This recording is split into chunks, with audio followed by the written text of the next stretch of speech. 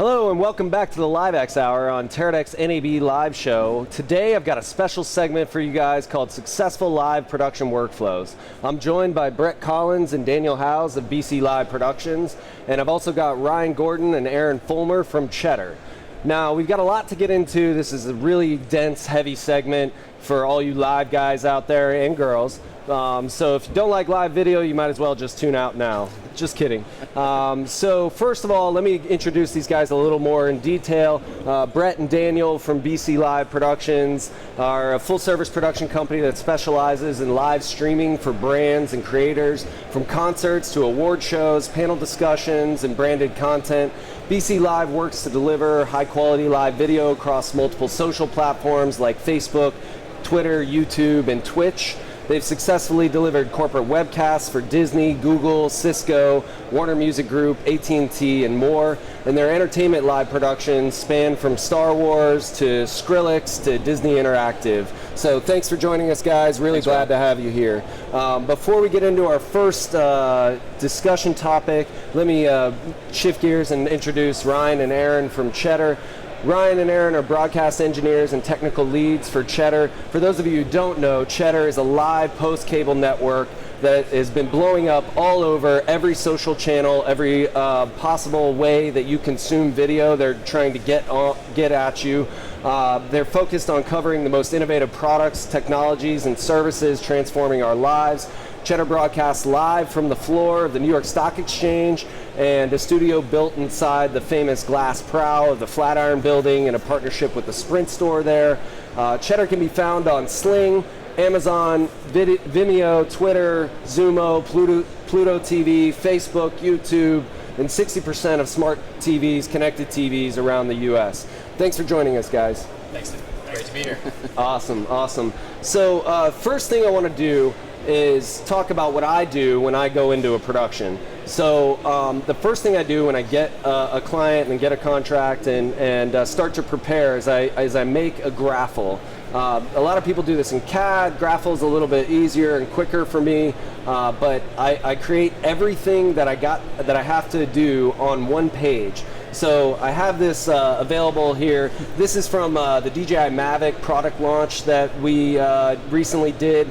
I like to have everything on one page that I hand out to all my freelancers and to everyone who's working on the project, so everyone knows where they stand, where they need to be, what needs to get connected to what. This is especially useful for broadcast engineers. Now this was for the Vergecast live at CES, which was sponsored by Twitter. A little more complex show here, as you can see. We have 7 cameras there, I think, and playback, and we have a graphic system using Touch Designer and some other really cool things. We have playout screens on set, all those kinds of things. We're coming in, as you can see, everything on the left are all of my inputs moving into a video hub. Everything on the right are all of my outputs and all of my destinations. And then down at the bottom right is typically like my path out. We were using 2 Teradek bonds actually for our primary backup encodes to core for that. We use the T-Rack systems for the DJI product launch to I think 12, 13 different platforms, something like that, I can't remember. So yeah, that's typically what I do. That's the first step in a live production workflow, is to get everything on paper so I know exactly how many SDI cables I need, how many IP cables, Ethernet cables, HDMI, where all my set screens, my client monitors, you know, an LD monitor. You have all these little things that you don't think about when you're just thinking about like, oh, I'm just going to set up some cameras and I'm going to switch a live cut. It's so much more complex than that. There's comms workflows, there's audio workflows, all of that needs to be factored in. You know, clients need to see what's going on. You have translation. The DJI thing had a Chinese translator that we overdubbed over the English.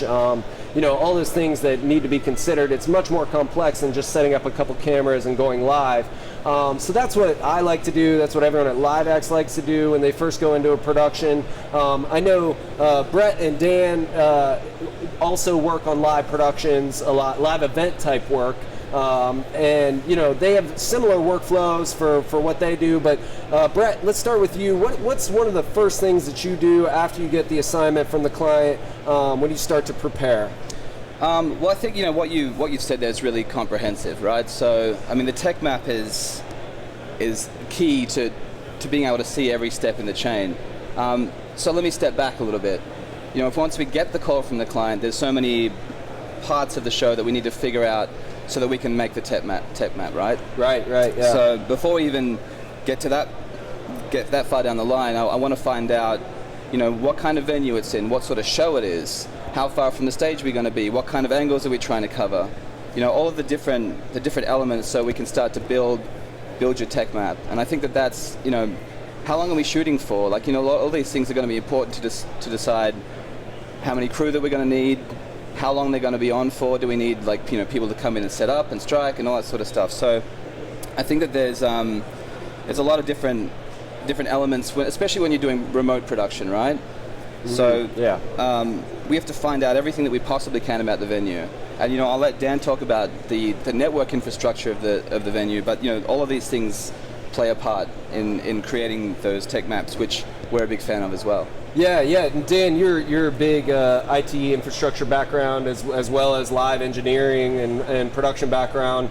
How do you approach a site survey, a location scout?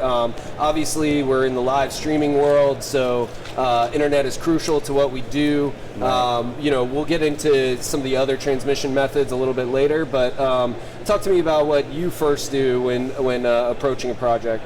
Yeah, if it's a big venue, really finding out some of the core infrastructure. I think going back to your map was great because you can't collect enough detailed information ahead of time and get those contacts. Get those contacts of the people in the facility if possible. IT people love to be communicated with, as we all know. So right. Sometimes it's kind of hard to track them down and get the people that will give you the right answers. And I find that is super important going into a show, right? Yeah. Even finding out routers and switches and the speeds of their infrastructure, and not only we'll give you a 10 meg circuit dedicated, yeah man, no problem, and then you go into a hotel or something like that and you find that but it happens to be shared with 5 other rooms that are also streaming. Right, so, and they got some ports closed. Maybe you could talk about that a little bit. Never. There's never any ports closed. It's all fine, right? Yeah. Yeah, I think that's part of my checklist internally that I always send out to the network folks is, making sure that certain ports are opened, making sure that that's actually the case. So a lot of times we'll go down to the venue and do a site survey, and make sure that those ports are actually open, make sure that, little things that you don't necessarily think about, making sure that the switches are in good condition. Some of the hotels or some old buildings like in downtown New York or downtown LA, it's rough, man. So you just don't want to assume too much. My favorite is when they come in and they give you a cable that's wrapped around like a million times, and and the head's falling off, and they're like, "Yeah, man, it's solid." So also let's shift a little bit because we've been focusing a little bit early on here on the live production event world. We're going to talk more about that, but the guys over at Cheddar do something drastically different. They run a linear system that is always on air. They have 2 control rooms now. They started with basically a little vMix box on the floor of the New York Stock Exchange, 5 little micro cinema cameras from Blackmagic. And they've since expanded and moved on. That was when it was, a handful of people in their infancy, but they've since moved on and expanded to build 2 control rooms and have it centrally located in their offices, so they're getting everything back remotely.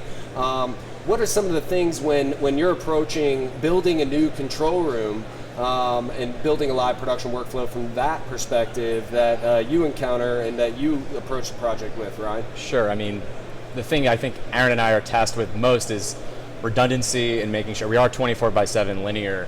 So doing redundancy in a non-NBC, CBS, ABC way, which is just massive amounts of money, is a big challenge for us. So we have to be on air 24/7. We run actually 2 linear channels. So keeping that on a budget is one of the bigger challenges. But as far as building a new control room, just trying to find innovative products that are ways we can cut corners and do the same thing as a major network would do, as a CNBC might do, but for half the cost or even less. Right, because it's all about what's on screen, right? Right. And how it sounds. Now, Aaron, you have an audio engineer background, but you've since broadened your horizons to all sorts of video engineering stuff. I mean, I think when I first met you, you were primarily audio focused, and now you know stuff that I don't even know about linear playout systems and stuff. Talk to me a little bit maybe about the audio infrastructure that you want to build in to control room environment and the remote studios. Yeah, with the new control room, we had the opportunity to really branch out. Like you said, I started when it was just the vMix, and there was a little Behringer board, 16 channels, which was a lot at the time, and now we're constantly pushing more than 30 inputs, quickly running out of that even. So with this new control room, we're really leveraging SDI, embedding, because our studios are both remote. We have to make sure we get everything back, and currently we're like breaking it all back out to analog and trying to push it into the system. So we're trying to overhaul it. We're gonna have a new 512 by 512 digital audio mixer in the Ross Ultrix, which is gonna be a key part of this embedding, de-embedding. And it's everything. It's ingesting and making sure you have all your audio channels, but also when we are ingesting, we can now layer all those ISO mics on, make sure we're filling up 16 channels of audio with the host mics, with Skype mics, and making sure we have every audio source in case we have to go back and recut. Right, and it just gives us so much more flexibility. Yeah, I'm going to cut you off there. We're seeing right now a video of you building the first big control room. Oh yeah. Talk me through what we're seeing here. You're seeing here a weekend project by Aaron and I. So like Rob said, I mean, when we started and LiveX helped us, get started, we built the whole thing right on the floor of the New York Stock Exchange. We wanted to add a second studio at the Flatiron building, so we decided the best route to go was to fiber everything back to our office in State Street, downtown New York. So we built plopped a control room right in an office building, fibered everything back, cameras, mics, everything. And this is us moving everything from the New York Stock Exchange basically in a weekend.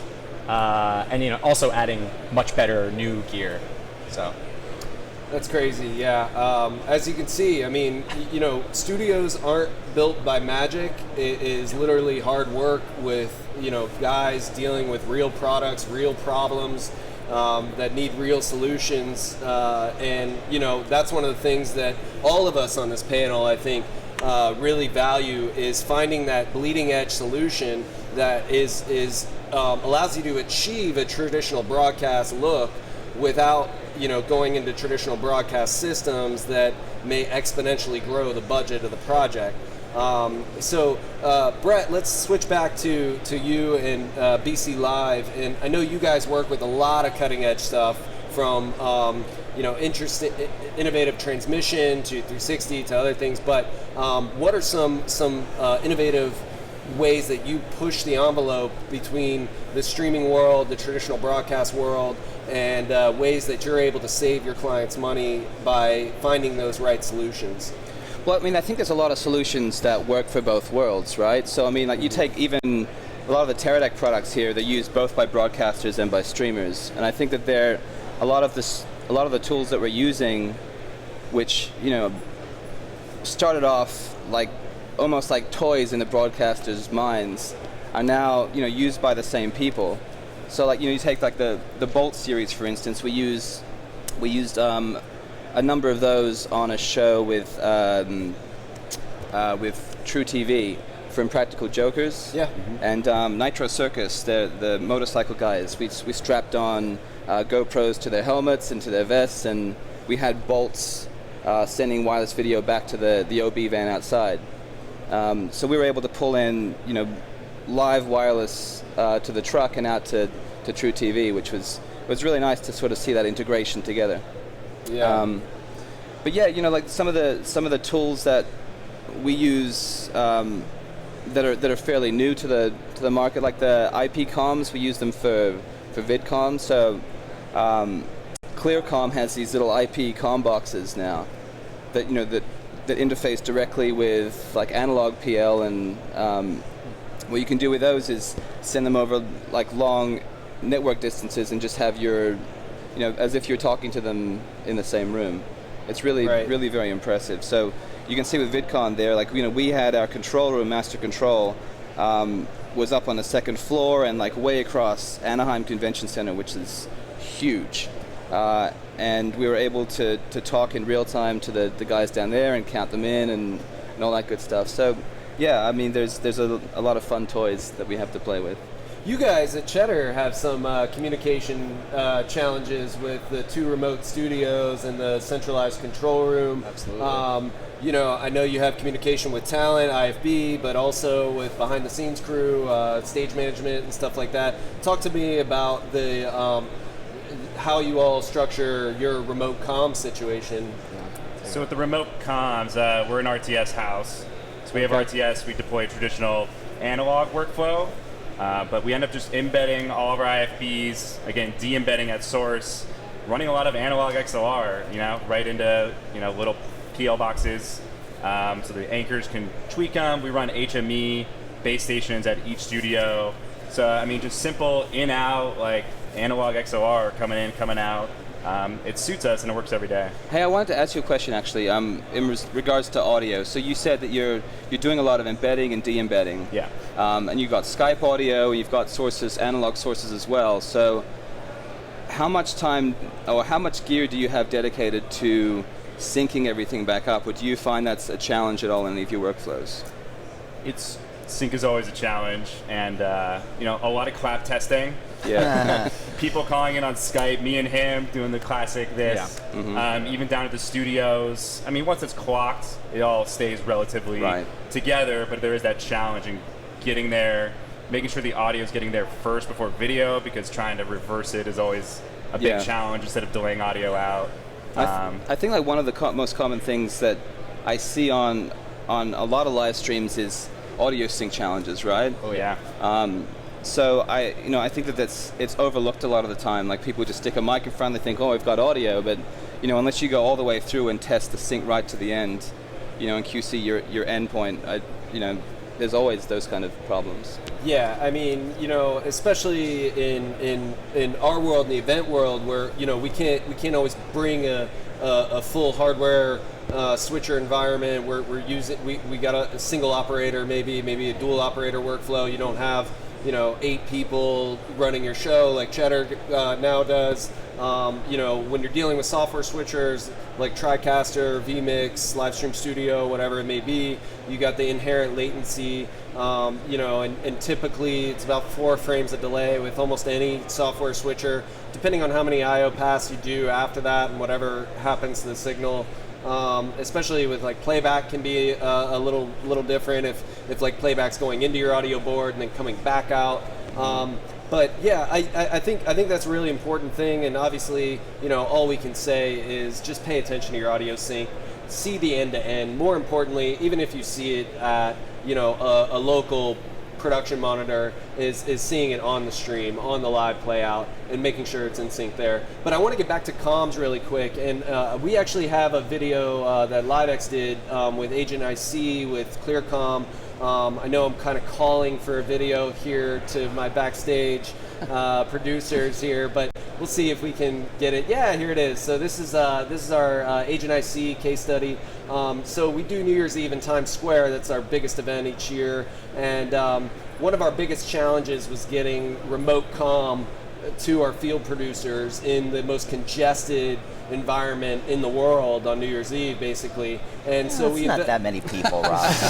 Come on. So we invested heavily in ClearComm's Eclipse Matrix systems, and that interfaces back with we can interface directly with the comms in our OB trucks for that show, and we give out licenses to our field producers, like you were seeing there, so that on their iPhone they can have the full panel of director, stage management, going back to EVS producers and stuff like that. It really was the first time we were able to get full comm back and forth to our field producers who are getting Reveler interviews. Here's a little diagram that you're seeing of how this all works. Essentially, we have our field producers in the field with their iPhones that beams back to our Eclipse matrix system, which is sitting in our office. We're IP connected in our OB trucks, so we can interface the OB trucks the matrix systems with our matrix system back at the office. And so everything plays nicely together. That's something that you RTS boys don't have yet. There's not really much in the ways of remote IP-based stuff for RTS yet, but hopefully it's coming.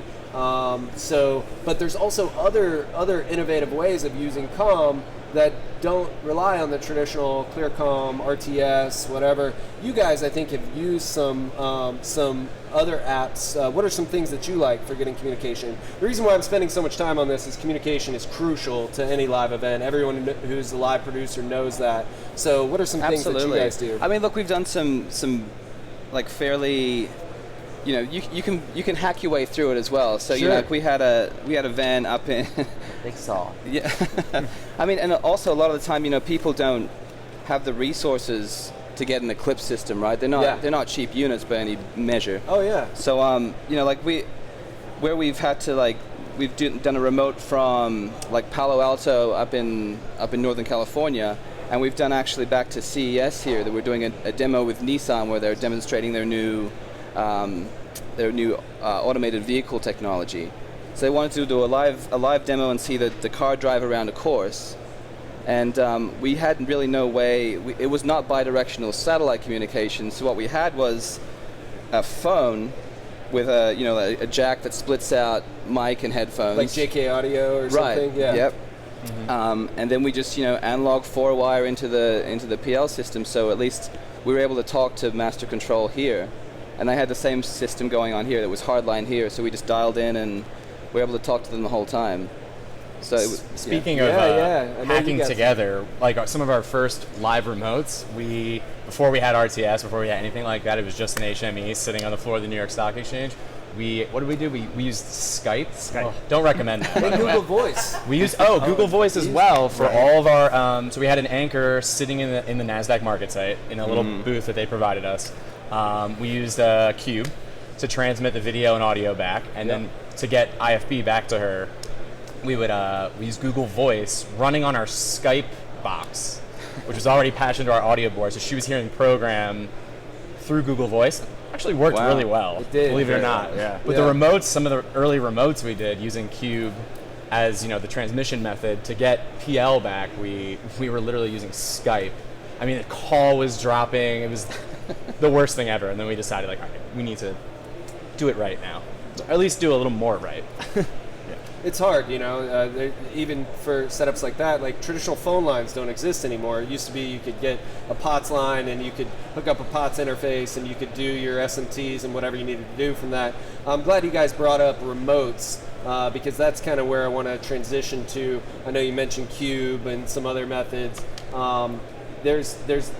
We always have to do remotes, whether it's through Skype TX or every show just about has some sort of remote element, bringing a guest in, bringing a panel of guests in, having a remote interviewer, a remote interviewee. Talk to me about some of your favorite tools, Brett and Daniel, for doing remotes for live events. well, we're sitting in our favorite remote tools booth. Hey. I mean, the Bond has been our remote go-to for a lot of things. Yeah.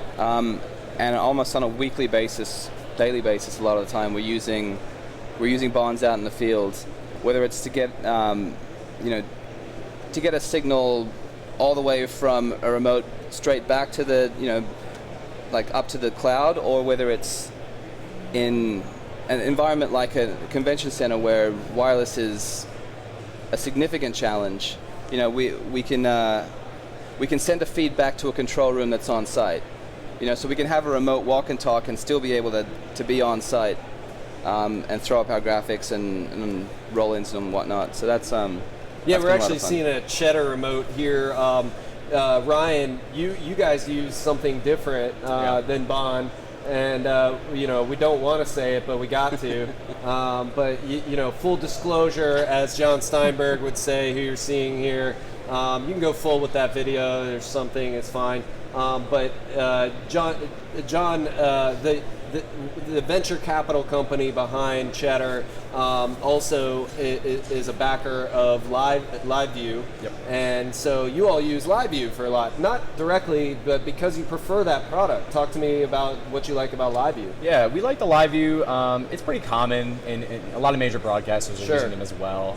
We found that they work like, I would say like 75 to 80, even higher than that % of the time. We have really good success with them. If we're doing a conference, and like you guys said, we'll definitely get like a hardline Ethernet drop whenever possible, and you can plug that right into your LiveView, combine that with your bonded cellular, so you have like a really solid connection.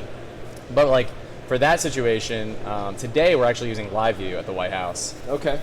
Yesterday was our first ever day at the White House, and we were using a box called LTN, which is basically, it's like a fiber replacement that we also use. And it's just IP.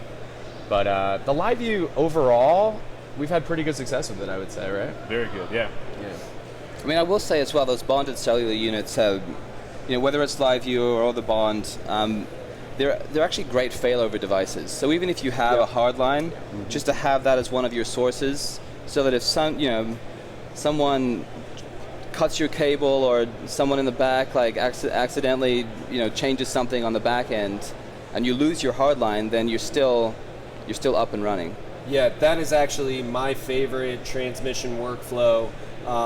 And Corey, who's the founder of LiveX, is a big proponent of it as well, is to have the 4G backups, the 4G failover. We did Mr. Robot Digital After Show that way, the Vergecast at CES that way. We've done a lot of productions, high-level productions, where we've used the bonds with the hardline Ethernet as one of the sources, and then all the different 4G sticks.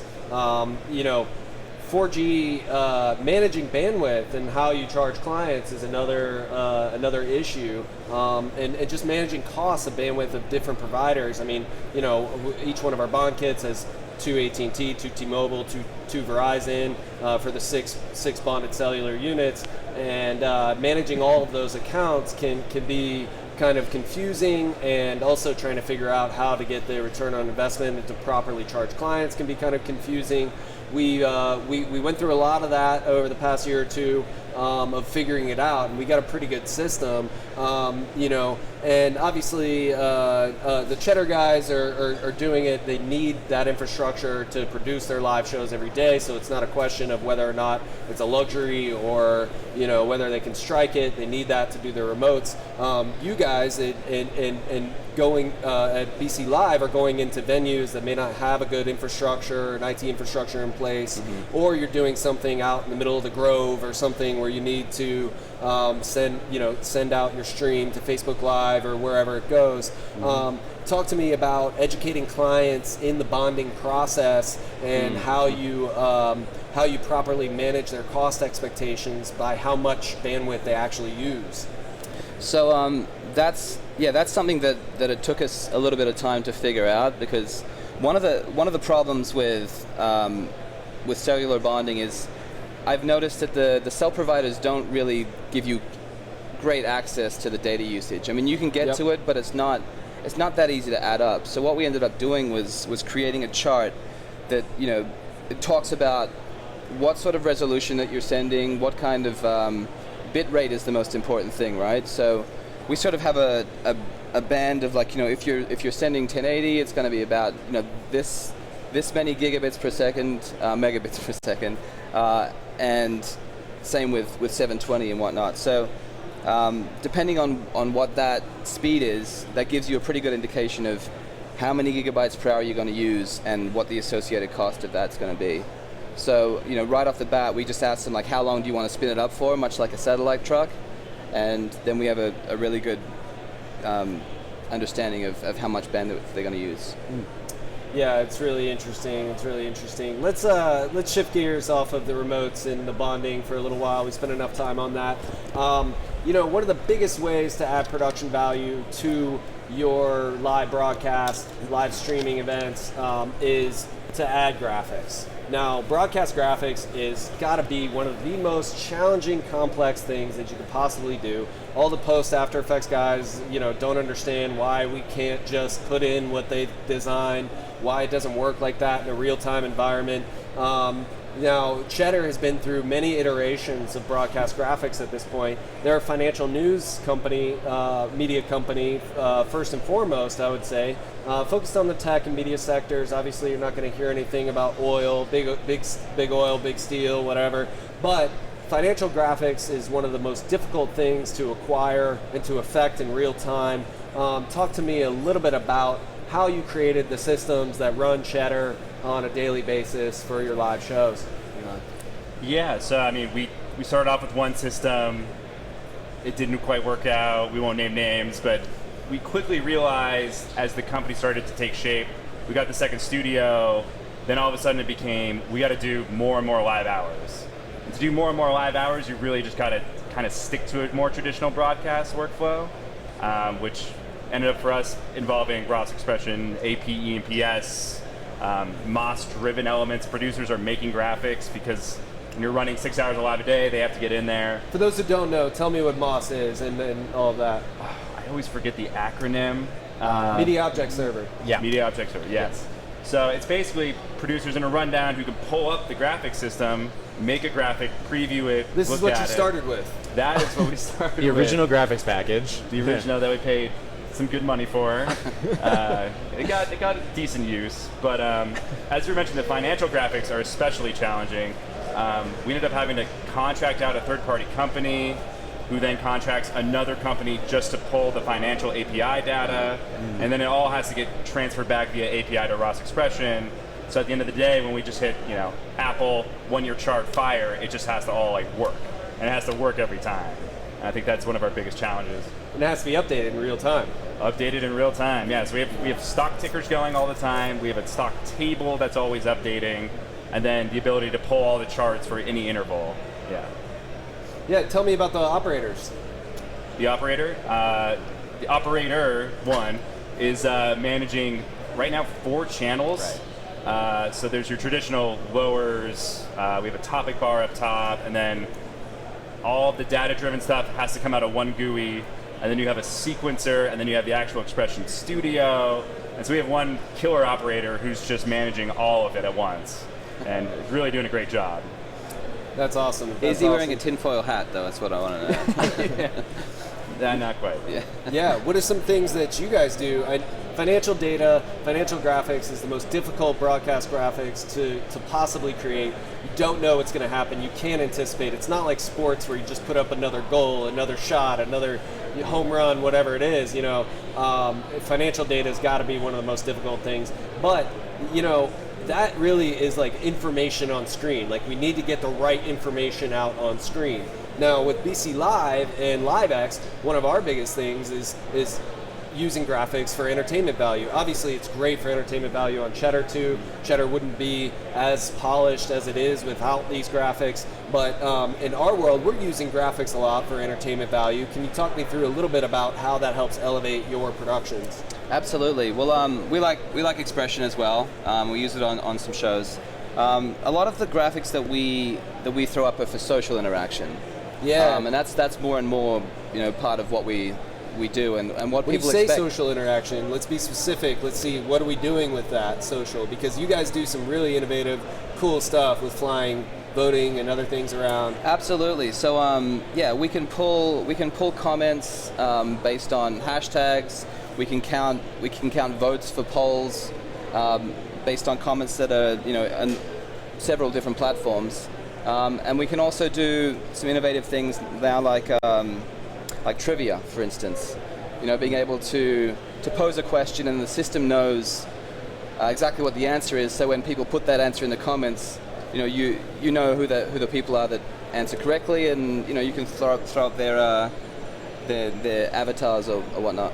I think an interesting timeline to see the progression is, social interaction used to be just sort of, hey, tweet us at this or use this hashtag, Right. and a producer's going to be madly, kind of tallying up or whatnot. There's, companies that will do some of those overlays. Obviously, the tag board Telescope, and some of the others that a lot of people are familiar with. But now there's a huge Tagboard's push. really cool. Tagboard is very cool. Tell me about it. He would be better to tell you about the specifics of Tagboard. If you want to take a Just whirl a broad at that. overview. Yeah, Go for it. go ahead. Okay. Well, I mean, it's basically what we talked about, right? So, but Tagboard is used for a lot more than what we're using it for. Like, they have a lot of screen displays in venues. They're used with a number of different broadcast shows as well. So, Dancing with the Stars, I know, uses them for exactly that, for pulling comments, for showing them in a lot of different ways too. So we've used. You can throw up a lower third with a comment in it. You can throw up a full screen graphic where you show like a bunch of different comments, for your host to talk about.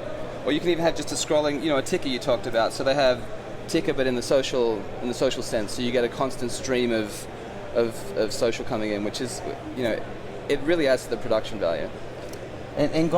So continuing off of that with the tag board and all that, I think now what we're seeing for a lot of clients is Facebook. Everything is Facebook, and that's kind of where a lot of brands, large brands, have the most amount of people, that are associated with their brand by liking their page. So we've seen, even in the last couple of weeks, a couple of months, companies that are specific to the Facebook world, and some of these larger guys, I think, are slowly coming on board, but it's been fascinating to do polls specific to Facebook comments, right? If you do a certain emoji, you can vote with a certain emoji, and how do you pull in those graphics and make it, fly in easily, and is it going to be a layered graphic, or are you relying on them to encode your show for you, like how Telescope does, and put That's that actually layer been a on major at the problem end? of ours. Yes, lately. absolutely. Yeah. We're Especially gonna in the go to traditional broadcast, we don't want Right. to hand over our RTMP to someone who's then redirecting, Right. Because then our Sling audience isn't seeing what the Facebook audience is seeing, and so we're actively trying to Well, weigh. plus you want to have dirty and cleans at the end of your show too, Exactly, that too, and how yeah. do you do that, yeah, right? yeah, it's proven a challenge, and we're still working through it. Yeah, I mean, social is a lot more difficult than people think. It's a lot more than putting up a tweet. When, what we're seeing from a lot of clients is wanting more out of it, wanting the social polling.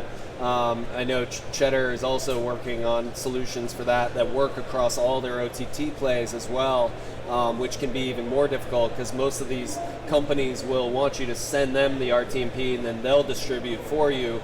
Well, any live director, broadcaster, producer, that'll give you an absolute heart attack that they're going to get it to the right page, and that you're going to have things like sponsor handshakes and geolocation and the proper tagging and all that kind of stuff that'll get you through that algorithm. I think this is a natural segue into platforms, and we kind of live and die in the web world on our platforms, whether that be platforms as people are thinking with Facebook and YouTube and things like Ustream and Livestream, or with OTT plays with Amazon and Sling and some of the things that you guys are doing.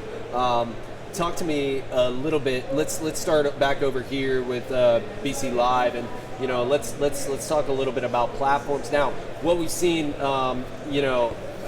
pretty cool on screen now. You're seeing something we did for New Year's with Twitter integration.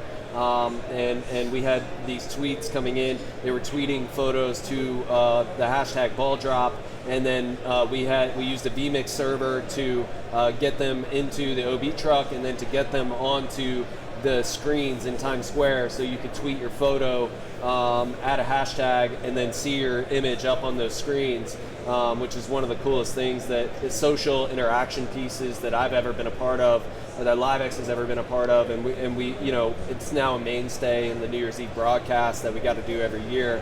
We're going to shift gears a little bit and talk about platforms. Facebook Live came out, and we actually have some. We started doing Facebook Live from a phone, shooting at a screen, Yes. so that we could do multi-camera switch and graphics. We did that on the floor of the New York Stock Exchange with Cheddar. Facebook Live has been the biggest boom in our industry that I can remember, and certainly for guys for companies like LiveX and like BC Live Productions. I would say, at least for us, probably 80-90% of our business is on Facebook Live now. It really is. And, we get occasional requests for Twitter and Periscope and things, but Facebook Live is the way people are consuming live video by and large. And that was a big play with Cheddar also. When they first came on the scene, they were live daily to Facebook Live. They were one of the only content creators to do that. And still today, I think they're one of the top producing live video companies on Facebook. But Facebook Live has been through its challenges, and I think we've all experienced the poor audio quality, the low megabit transcode rates, whatever. Talk to me about the sync issues, obviously, to begin with. Talk to me about some of the things that you've had to educate your clients on, as far as maybe content ID systems or other pitfalls when running a Facebook Live broadcast. Well, content ID systems, that's a whole thing in itself. We can do a whole panel on content ID systems. Yeah. Tell the audience briefly what it is. Yeah, so content ID systems, basically, if you're going to play any copyrighted content, you need to have the copyright license to do so. And not only that, we're talking about YouTube, where it really originated for streaming, you had to be whitelisted. So because all these systems are automated, if they detected you playing copyrighted content, they would just pull your stream. So, you have all this huge investment in production and all these people there, and the event's huge, and you've got a big audience watching online. All of a sudden, you're offline. So that's how severe it can be. So it's really important to pay attention to that stuff. And we've had to educate a lot of clients on that. Dane, I know you're big on backup streams. Yeah. Maybe you can. I always like to tell brands when we're talking with them, it's like Facebook Live. I know that's your primary, but think of that as maybe your additional stream. I always like to push out to at least YouTube, or at least a backup live stream account or something, so that when Facebook maybe would take a dive every so often, you can refer back to that other stream and also do some comparisons, because we've seen a lot of challenges with Facebook as they're growing. We're not even a year in, right? And there's a lot of there's just a lot of challenges with the sync and all of that, the transcoding. They came online too when live streaming from the phone started to get big as well. So all of a sudden, they went from not doing any live streaming to having not only people like us streaming brands, but every man and his dogs, streaming their kids and doing all that sort of stuff. So, the platform challenges that they've had to get over are massive. Figuring out the algorithm is one of the most difficult things, and I know for Cheddar, it's very important that they hit the right things they need to do to get the right exposure on the algorithm. Talk to me, Ryan, a little bit about what you guys went through and are still going through as they update the API and change things, and it's really having to figure it out by trial by fire in a way. And people at our company are very convinced that the API is disadvantaged to streaming from a phone, which we've actually proven to be true several times. Can't factually say that, but as far as the algorithm goes, John, our CEO, is very convinced, and he says it all the time publicly. But we still use the API. Obviously, we're a professional broadcaster. We have to use that. We can't go back to shooting a program monitor with a phone. Right. He's told me that before. He said it to us. Let's go back. And I was like, well, can we differentiate though? Because you have shooting from your phone, from your iOS, Android device, but then you can also do the custom RTMP within the Facebook platform, and then you can also do the API. So are you saying that mobile or going from your mobile is kind of top, and then what about the other two? We can't prove it definitively. Sure, yeah. But the thing we do on a daily basis is use an RTMP key.